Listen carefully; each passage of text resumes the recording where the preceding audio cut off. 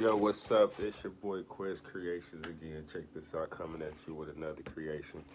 So, got these shoes in from a relative, and look, had a little incident going on with the shoes. Some of the seams is kind of wearing out around the edges of the shoe.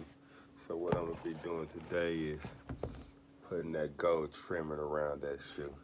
Shoe originally, as you can see, had some gold, kind of look a little copperish, a little brassy to me. But yeah, we're gonna fix those edges up real nice today.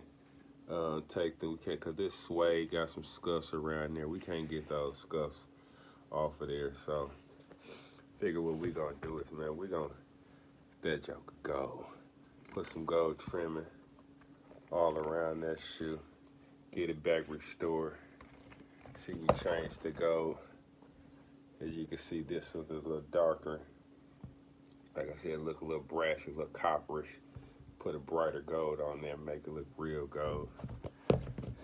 Change the logo, 574 logo on the tongue.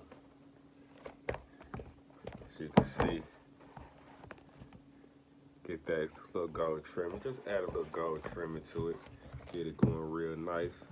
Using some paint markers and some Angelus metallic acrylic paint. Our Craft Smart markers. Take the marker, just apply it to the edges, and then also color in that, and then color the New Balance logo. Color that in, and then we go on top of it with a metallic Angelus gold paint. Again, and the reason why I went over it first with the markers, because I know the Angelus we'd have had to layer and layer and layer and layer and layer. So, like they said, it's 1,000 ways to skin a cat. And, hey, we find the best way and the most comfortable way to skin it. So now that we got this one restored, hey, it's time to work on this one. Get it going. Hey, stay tuned.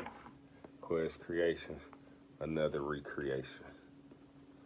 Be back at you in a minute. Holla.